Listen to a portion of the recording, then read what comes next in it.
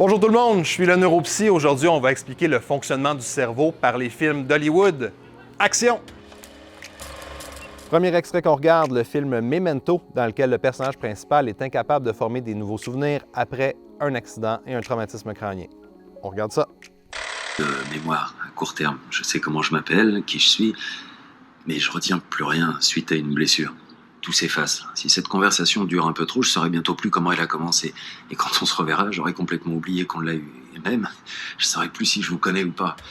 Alors, je vous le réexplique, c'est pas tout à fait bien expliqué dans le film. Ce qu'il a, ce personnage-là, c'est seulement une mémoire à court terme. Une mémoire qui est capable de mémoriser sur 30 secondes, 1 minute, ce qui est en train de se passer. Mais aussitôt qu'il va perdre le fil, aussitôt qu'on va le distraire, il va perdre les souvenirs qu'il vient d'emmagasiner parce qu'il est incapable de consolider de nouveaux souvenirs dans sa mémoire à long terme, et ce, depuis son accident. Ça porte un nom, on appelle ça de l'amnésie antérograde. Tout ce qui est après l'accident ne peut pas être mémorisé.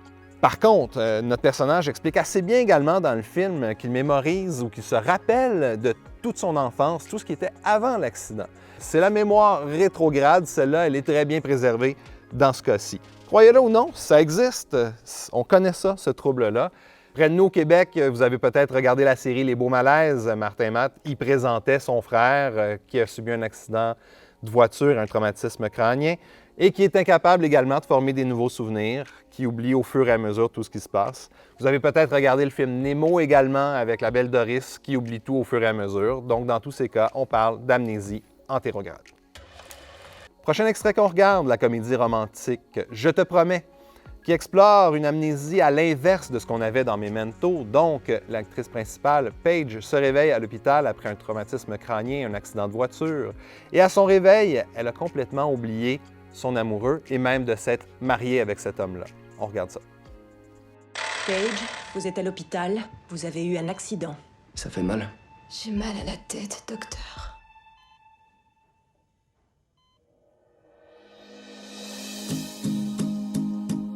Elle se souvient pas de moi. Sa mémoire lui reviendra avec le temps.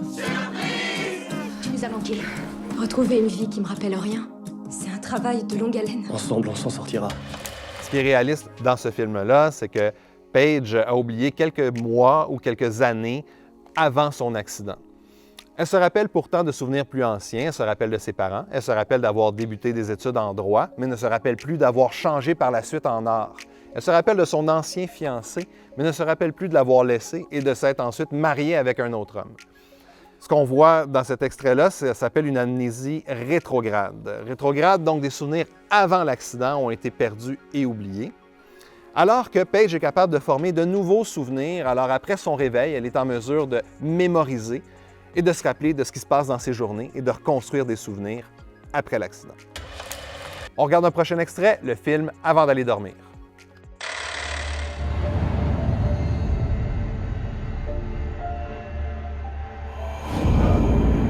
Qu'est-ce qui se passe? Qui êtes-vous? Je suis ton mari, Ben. On est mariés depuis 14 ans. Tu as eu un accident et tu ne te souviens plus des choses. Quelle chose? Tout.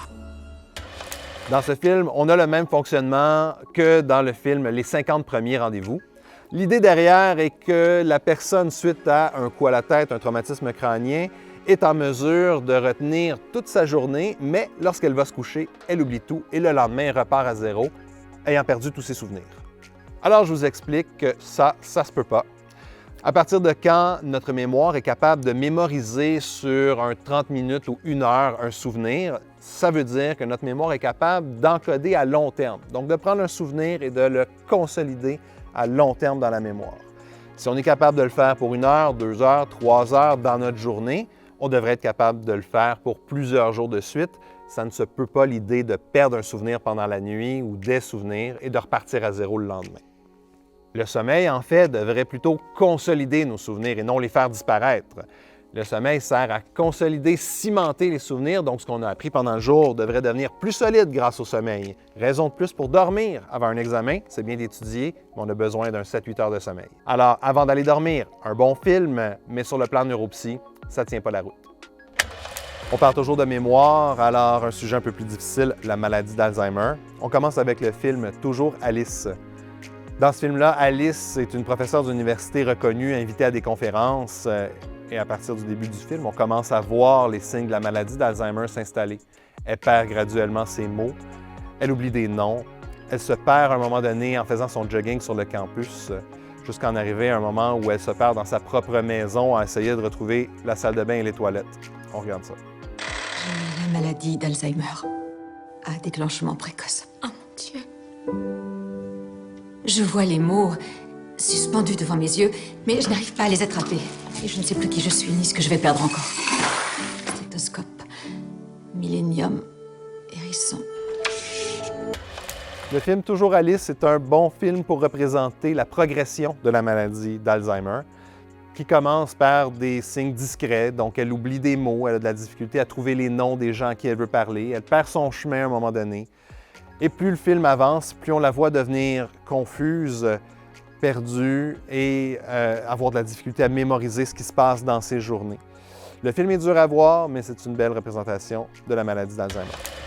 On termine avec le magnifique film Les pages de notre amour, dans lequel une dame est rendue à des stades plutôt avancés de la maladie d'Alzheimer et où son conjoint tente de lui faire renaître les souvenirs de leur relation en lui lisant des extraits tirés de leur biographie personnelle. Et ils vécurent heureux pendant de longues années. Qui donc? Lesquels?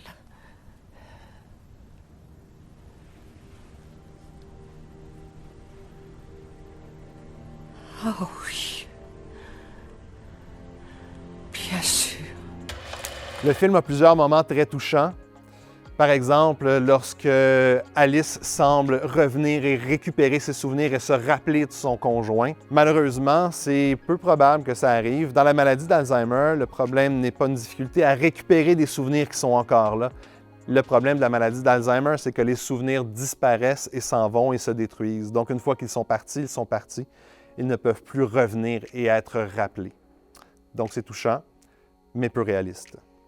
Par contre, à un moment du film, on voit Alice qui rejoue une pièce de piano qu'elle jouait dans son enfance.